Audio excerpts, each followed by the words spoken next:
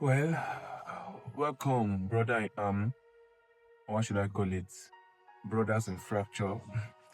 Okay, brothers or sisters in fracture. I think that's what we are now. Okay, I think we are actually so much alike right now in the sense that we are going through the same thing, the same situation, the same shit. Okay, that means that we are probably going to feel the same way during the process. 6 months ago, I was just like you, okay? Maybe in the hospital right now, maybe at home right now, maybe you just finished your surgery, or maybe you did not have surgery, maybe you used any other method, but you are on a cast and your hand is hanged like this. Well, I was just like you 6 months ago, and I was exactly on this cast. Okay, I actually kept it for this purpose to be able to reach out to those that are also in this situation. Those that are also probably going through a fracture. Okay. Because I figured that if I share my story with you, it could, one, actually let you know what to expect during the process. And secondly, it could also give you hope during the process, help you through the process, all which is very important for your both your mental well-being and your healing. All right. So, like I said, 6 months ago, I was just like you. Okay, I was exactly on this cast and on a sling, basically. In fact, putting on this stuff again makes me kind of like remember exactly how it all felt. I feel like I can actually taste the feeling, taste how it was for me lying in the hospital bed, how it was for me after my surgery, how it was for me being on these stuffs for weeks, for months even. Okay, so this is just for me to tell you my experience and also to encourage you. So before I proceed, let me remove this. Okay.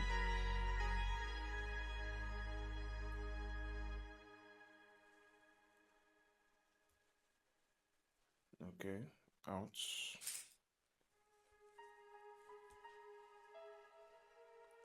So this is actually a slab. Okay, in case you've not been on one before, this is a slab. When you have a fracture like this, you can either be on a slab or a cast.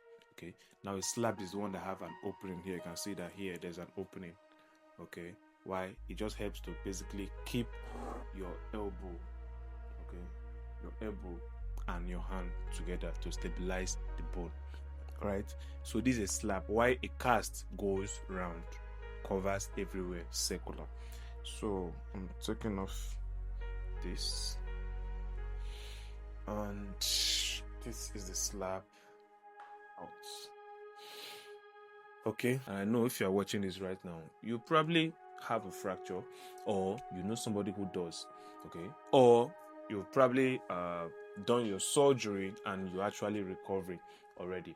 So first off, of course, you already know basically how it feels. Okay, the pain. Okay, they call it bone pain. You know how it feels. You know how aching it is. You know how painful it actually is. Okay, there is no way I can actually describe it if you have not gone through it. And most of you watching this have probably broken a bone. So after the incident, the first thing you are going to notice is that where your hands eventually will start getting swollen. Okay, and that's actually part of the healing process. I think there are 4 process of healing. We call it, the first one is hematoma, the second one is soft callus formation, the third one is hard callus formation, and the fourth one is remodeling. So the first one, which is hematoma, is when there is bleeding. Okay, so the bone actually bleeds. So, and this is all in the means to actually form callus. So first thing you're going to notice that days after the incident, your hand is actually going to start getting swollen. Okay, this is normal part of the process, normal part of the healing process is normal. Okay, and there are actually 2 ways you can manage it. So after the probably an accident or an incident that caused the fracture for you, you have two options actually. You can decide to manage it in a hospital, and you can decide to manage it traditionally. Anyone you wish is okay, but each of them have their advantages and disadvantages. I manage mine in a hospital, and I actually advise you to do so. The only problem with the hospital setting is that Well, sometimes, especially of course in Nigeria, it might not actually be what you expect. And secondly, the costs also is actually a lot. It's going to involve a lot of monetary costs on you. And also you might actually be there for weeks before they would actually perform the surgery on you. So these are actually like the disadvantages of being in a hospital. But other than that, hospital actually will give you the best care, because there are a lot when it comes to a fracture. There are a lot to consider. We have to consider also the nerves related to the fracture. Now, the ability for you to move your hand, like this, move your body like this, is because all your nerves are still intact. Now, when a fracture occurs, most times the fracture could actually occur close to these nerves. Okay, because when I broke my arm, I broke this place, the humerus. The bone was actually very close to something we call the radial nerve, and this nerve is the reason why you can move your hand like this. You can extend your hand. You can feel pain, pressure, and touch around these posterior parts. Okay, because of that nerve. So, if that nerve is damaged, you are not going to be able to move your hand up and down again. You're not going to feel anything in those parts. Okay. So the thing is, if you actually manage in the hospital, there is a better chance that they might preserve your nerve better, because there's going to be an X-ray and it's going to be done by experts, medical experts, okay, medical doctors. Okay, it's going to be done by medical doctors, and they will protect the nerve for you in most cases. But if it's done by a traditionalist, where most times they're not using X-rays, and most times what they're doing is they're just walking blindly. Okay, so if the fracture occurs close to a nerve, they might actually injure that nerve more and give you a permanent damage. Okay, so that is the disadvantage of using traditional method. So it's actually better use medical method. It's better use the hospital basically for it. So that's actually for that. Now, when you have a fracture and you are being managed in the hospital, there are two things they can actually do for you. They can decide to use surgery, that is surgical method, to fix it, or they can decide not to. Now, most of the things that determine this is the type of fracture, if the fracture is displaced or non-displaced, okay, and your age, basically. So it depends. If you are young, very, very, very young, maybe 15 and below or 13 and below, you may not need a surgery, okay. You might just put a cast on it and the bone will heal by itself, because at that point your bone would easily heal. But if you are probably above 15, 16, or maybe above 18, well, and the bone is displaced, you actually need surgery so that you will actually heal faster and better. So those are the two ways they can actually manage it. So either one is fine, either one is okay.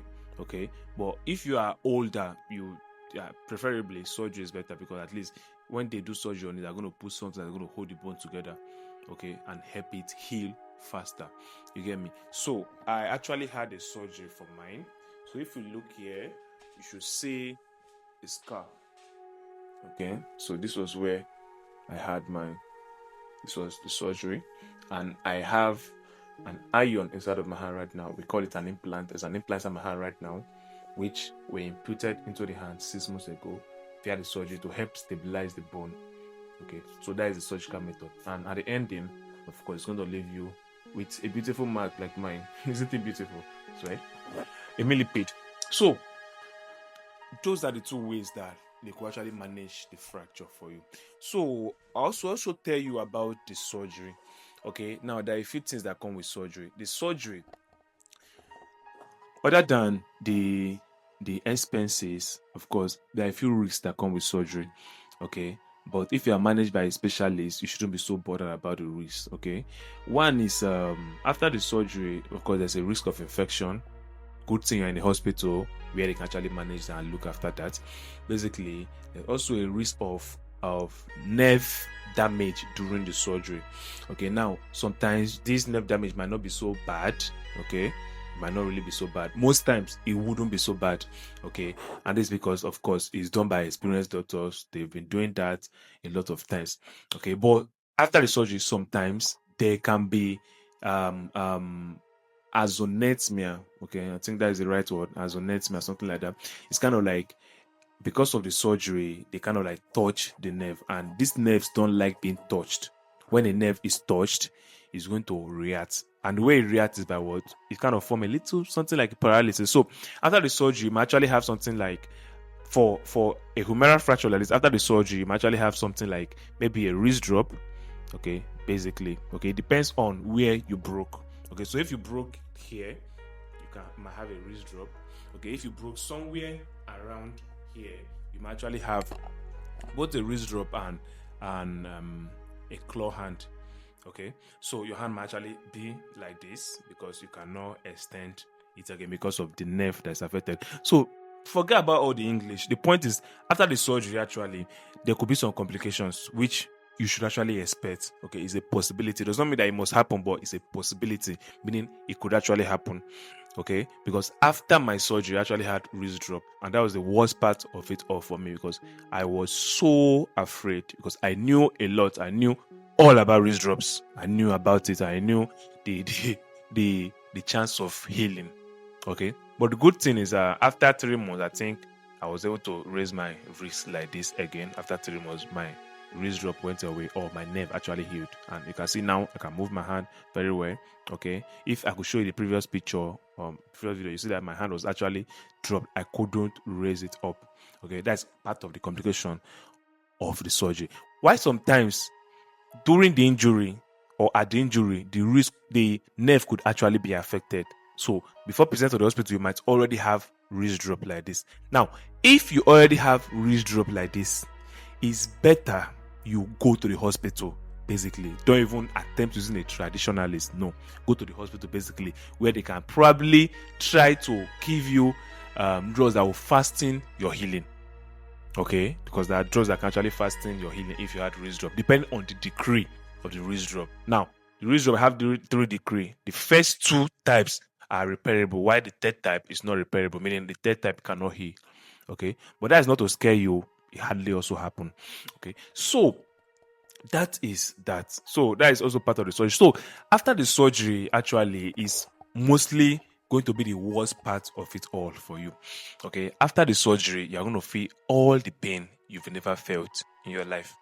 It's going to all come together. You're going to feel pain at every point, every part of your body. Okay, it's going to ache. That first night, you are probably not going to be able to sleep. Okay, maybe the second night you might also not be able to sleep, but the pain will start waning. So within 3 days, the pain will actually reduce at least. So after the surgery, the next thing you are going to be worried about now is your healing. You've done the surgery now, or maybe you didn't use the surgery method, they put a cast on it. The next thing that you're going to be worried about is your healing. Okay, and the process of the healing, and also living with a cast. Okay, because if this hand is actually taken away probably by a cast, you can't really use it for anything. That is one. You are going to need a lot of help. You are going to need a lot of people.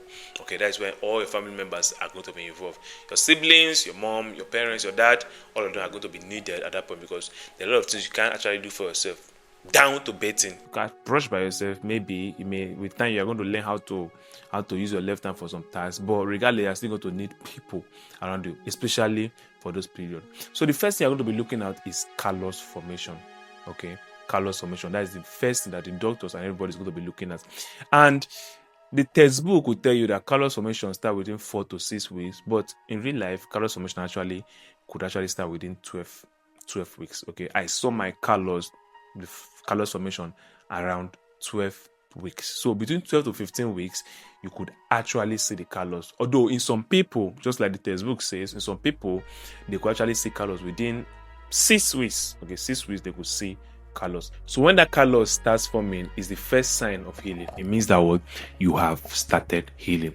Now, if you have an implant, and you are still on a slab, you actually at least a little bit more in an advantage, in the sense that you can actually still kind of like at least those little movements, okay, maybe when you stand up, when you do this, it's not going to affect your healing than somebody that is on just a cast. That is person that did not use surgery. Person that did not use surgery have to carry the hand more with care. Okay, try as much as possible not to be shaking too much. Okay, because there is nothing holding the bone inside of the body.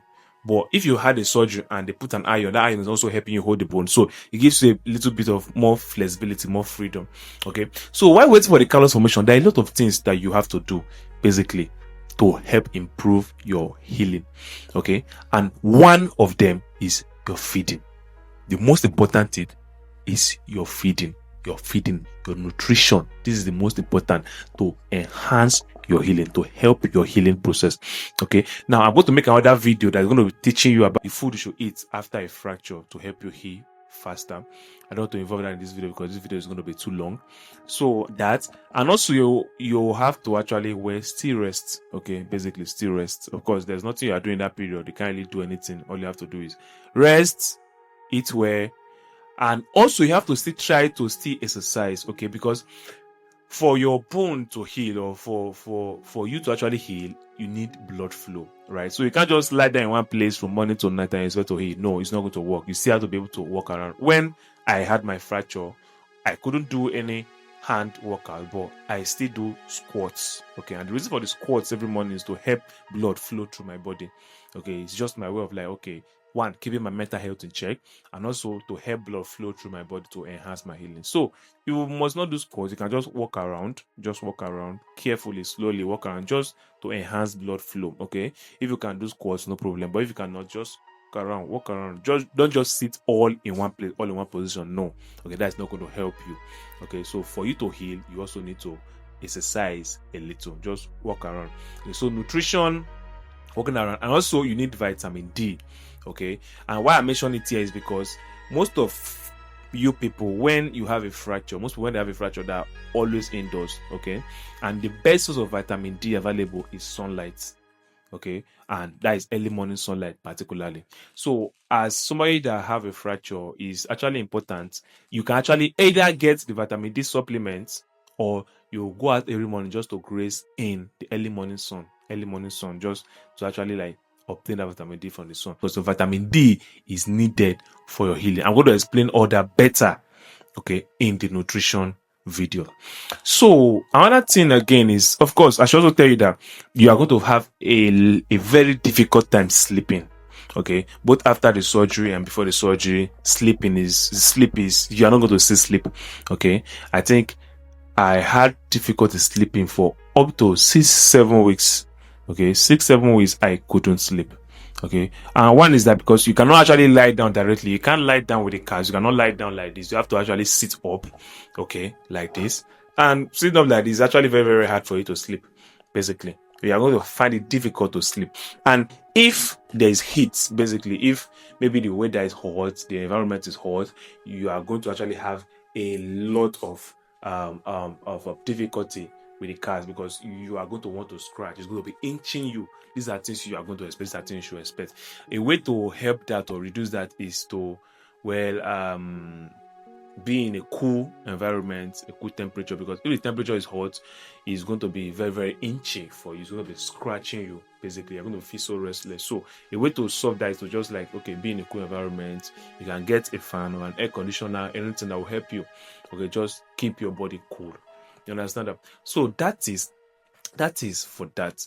So like I said, the first process was for the soft callus to start forming. Then the second one is what? The hard callus formation. And that hard callus formation can take from the 15 weeks above. Okay, 15 weeks above, you see hard callus formation. So the soft callus will start turning to hard callus. Okay, so as to fuse the bone together. What the callus does is basically to combine. It kind of like fuse the two bones together. It form between the two bones to kind of like join them together. So soon enough, it starts getting hard. So that will start becoming a bone also. Then before you know, it starts remodeling. So start taking the shape of the real bone. So that's how the healing goes. So another thing you're going to have to deal with during the process is the stiffness that comes with it. Okay, like me, before I removed my slab, it took about, I think, 13 weeks. Okay, 13 weeks, and that is not really good. Okay, if you are here, I would advise you to remove your slab at least within 6 to 7 weeks.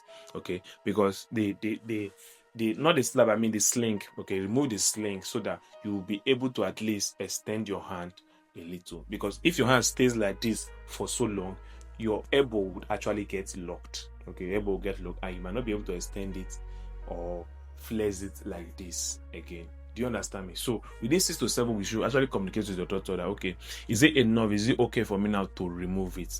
Okay, because the longer it stays, the harder it is to gain your flexibility back. Okay, it took me about 3 months to get my flexibility back. Okay, to get everything back Okay, so you can see, although I've not gotten everything completely, I still have a little difficulty reaching out to this portion. Okay, unlike this, I can't really do that yet. I'm still working on that. Okay, I've been going for physiotherapy. So you also have to go for physiotherapy immediately you remove the sling, or even during the process when you are still on the sling, you can still be going for physiotherapy, depending on your doctor, when your doctor allows you to do that. Okay, but remember, try to remove it on time. At least 7 weeks is enough. You should remove the sling so you can get your elbow movement back. And also, if you are here and maybe you did not remove it early, and right now you are finding it difficult to actually deal with the stiffness, trust me, if you are persistent enough, your hand is still going to get straight. Okay, when I removed mine, there were a lot of comments, people telling me that this elbow is not going to get straight again. This elbow, I know somebody that have happened to, is not going to get straight again. So sorry, boy. You know, those kind of pity comments. Okay, it was really downgrading, because it downgraded my spirit. Those comments, I was like, will this thing really work? But I believed. Okay, I believed in myself, and I believed in God. I believed that, okay, there is no way, if I keep working, if I keep trying to stretch it, if I keep trying to stretch it, eventually, sooner or later, it's going to start loosening. Okay, so with the physiotherapy, with the massage, with the stretching exercises, eventually it started giving way. Okay, and it's going to be gradual. You don't expect it to just happen once. It's going to be gradual. Before you get it straight like this, it's going to take you some time. Okay, and it's going to take you a lot of persistence also. Okay, you have to eat the pain, you have to bite the pain, you have to swallow the pain, because you need your hand back. Okay, you need to get straight back. You cannot have it hanging like this. No, your hand is useless to you like this. You have to get it back. So you have to do whatever it takes. The pain, you have to bear it. It's very painful, but you have to bear it. Okay, if you can survive the surgery, you can also survive this. Do you understand me? You have to bear the pain, and eventually, trust me, I've been there. Okay, you can see me. I'm telling you my story now. I've been there. Okay, in fact, I'm going to put a video right now on the screen when I made a video during the process, telling everybody that no matter what, I'm going to get it back. So this is 3 months after my surgery, and I have a stiff elbow. I cannot extend it more than this, and I cannot flex it more than this. So you see, I came down with a stiff elbow after my humeral fracture. A lot of people keep telling me that it cannot come back to normal again. A lot of people keep saying different things. And I know that some of you must also be in this situation where maybe after a fracture like this, you're having a stiff elbow. And people also telling you what they're telling me right now. The truth is, they don't know. Okay? They don't know if it's going to be normal again or not. Over my years of experience in training, in working out, I've understood that you can make your body the way you want it to be. You can increase your flexibility if you want to. You can increase your muscle mass, you can increase your flexibility, you can increase your joint mobility if you want to. All it's going to take is a little time and persistence. Okay? Now, this is happening to me currently. Still, I'm going to use it as a motivation to every one of you that might also be in this situation. Okay? Your hand is not going to remain stiff forever. We are going to get through it. And I'm going to be walking you through the exercises that I am going to be doing for the stiffness. Yeah, so you see, okay, and here I am, the hand is straight, okay, and all those people that were saying it's not going to be straight, when they see me now, they're all in out surprised. So that is it. So when you deal with the stiffness, don't give up, and don't take it with lassity. You have to be serious with it. You have to be serious, because if you play with it, your hand's going to remain like that forever. Okay, very important. So, like I said, living with one hand is not actually easy. You're going to need a lot of people. Okay, you're going to need your friends, your family, your loved ones to help you do a lot of things. It's normal. And another thing I also want to tell you is, okay, the fact that you probably broke an arm does not mean your life is over, basically. Okay, still find a way to engage yourself in meaningful activities. Basically, you broke one arm, fine, you might not be able to do something with this arm, but then you are surely going to be able to probably use your phone, press your phone, do anything. You can do something productive with your phone. Okay, you can learn something in your phone, join a class in your phone. That since you are basically not doing anything, can just use the opportunity to just learn something. I know it's not easy, basically, trust me, it's not easy. Okay, but just try. Okay, trust me, when you come out of the situation, you're going to be happy you did. Okay, but more importantly, you should focus on yourself, focus on healing. If you feel like, okay, you can't do anything with the phone, you can't learn anything, no problem. Okay, all we need right now is for you to be fine again, for you to be okay again. So my next video is going to be about how to deal with the stiffness, okay, that comes with fracture. So the stiffness can actually be in probably your hand, your elbow, your shoulder, or probably your lower limb. Okay, I'm going to be dealing specifically with the one I suffer, that is the elbow stiffness. Okay, I'm going to be teaching you how you can actually the exercise you can do to help free your elbow, to help you overcome the stiffness. That's going to be in the next video. So, well, don't forget, drop a comment in the comment section if you have any question. You can also drop a comment in the comment section to tell us how you are doing, how many months post-op, and how you are feeling right now. All right, so don't forget, you have to stay strong. Eventually you're going to come out of this situation, and I guarantee you that it's all going to be part of the story. The way I'm saying it, and I'm going to advise other people also. Do I'm advising you right now. All right, until we meet again, brother. Peace.